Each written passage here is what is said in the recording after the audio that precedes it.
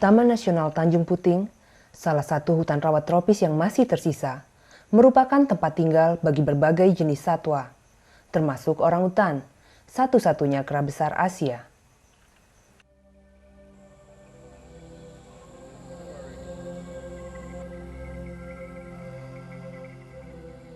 Meskipun berstatus sebagai taman nasional, hutan di Tanjung Puting telah ditebangi secara komersial, dan kayu yang diambil berakhir di pasaran Eropa, Amerika, Jepang, dan Cina. Sekitar 70% dari kayu yang diproduksi Indonesia berasal dari sumber ilegal. Bisnis raksasa ini telah merenggut sumber daya alam yang sangat berharga dari masyarakat, sumber devisa dari pemerintah, dan menyebabkan banyak spesies berada di ambang kepunahan. Spesies kayu yang paling diincar adalah ramin. Ramin tumbuh di kawasan hutan rawa alami di Indonesia dan Malaysia. Spesies ini belum pernah berhasil dibudidayakan. Jenis kayu inilah yang mendorong pengusaha kayu masuk ke kawasan lindung seperti Tanjung Puting, di mana masih terdapat tegakan terakhir pohon ramin. Para penebang dibayar sekitar $2 sehari untuk pekerjaan mereka yang berat dan berbahaya. Dengan dibekali chainsaw oleh bos kayu, mereka hidup dan bekerja di dalam hutan rawa yang dipenuhi lintah, menarik kayu keluar dengan tangan di atas rel kayu yang dibangun seadanya. Perusakan hutan yang luar biasa terjadi dari dibangunnya pondok penebang, jalan, rel kayu, dan penjarahan kayu yang sangat berharga.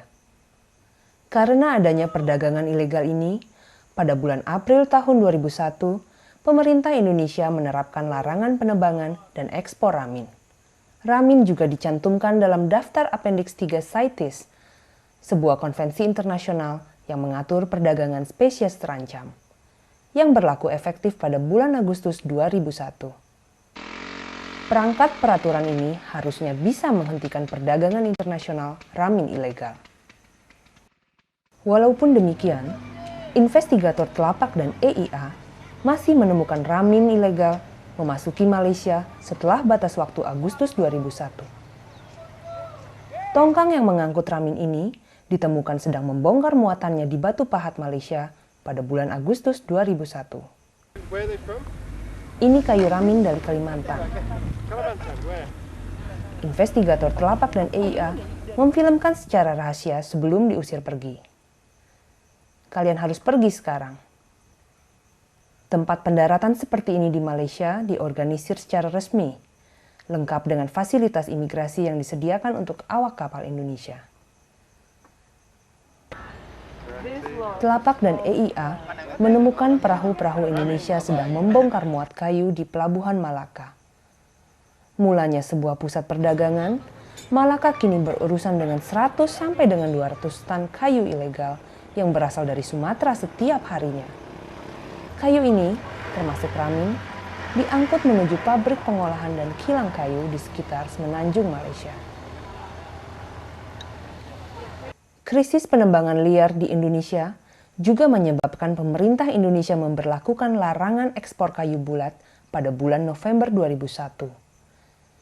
Tapi pada tahun 2002, investigator Telapak dan EIA kembali menemukan kayu bulat ilegal dari Indonesia dengan bebas memasuki wilayah Malaysia.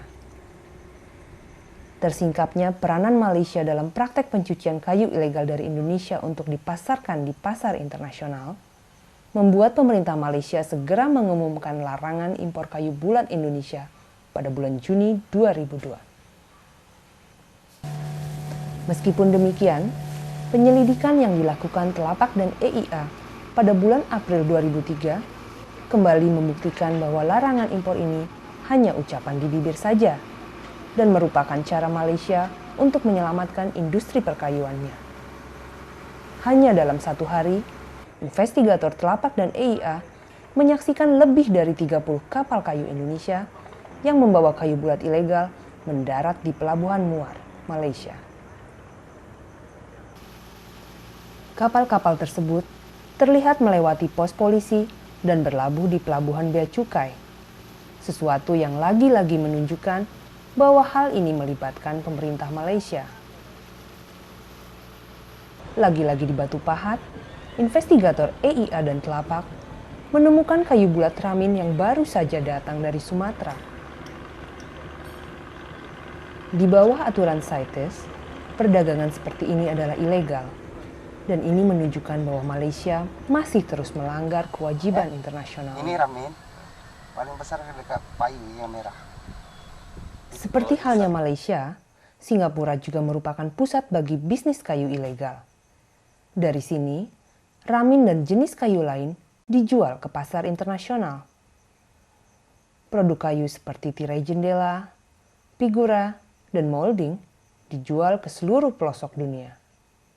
Investigator Telapak dan EIA yang menyamar sebagai pembeli bertemu dengan pedagang Singapura yang secara terbuka mengakui menyelundupkan ramin Indonesia ke Singapura dan mengekspornya kembali secara ilegal ke Cina dengan menggunakan nama spesies lain.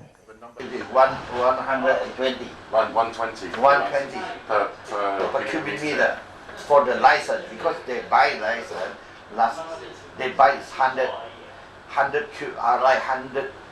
cubic, Right. but they coming in is Right. 500 cubic. 500. So just want the license just 100 cubic, because Right. now you must show the you coming or what you show the custom or you got the 100 ton. When you re-export already, or Right. you want to show him, oh, these are 100 cubic. Right. So to cover it, but we don't have that. We just declare as another species. Right. Not. You cannot declare as a Ramin. ramin. So we have to declare meaning for another species like Kedongdong or Medang or this one. This is Kelempai and all this.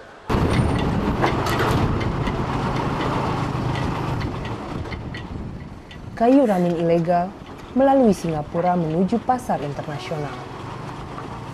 Pada bulan Oktober 2002, 120 ton kayu ramin ilegal disita oleh pemerintah Singapura. Kayu-kayu ini telah diimpor dari Indonesia melalui 6 pengapalan yang terpisah. Percakapan dengan pedagang-pedagang Singapura mengungkapkan bahwa perusahaan-perusahaan lain masih terus melakukan transaksi kayu ramin ilegal dari Indonesia. Sebagian besar kayu ramin yang dicuci di Malaysia dan Singapura berakhir di pasar Eropa, Amerika, Cina, dan Jepang. Negara-negara tersebut juga harus bertanggung jawab menghentikan perdagangan ilegal ini.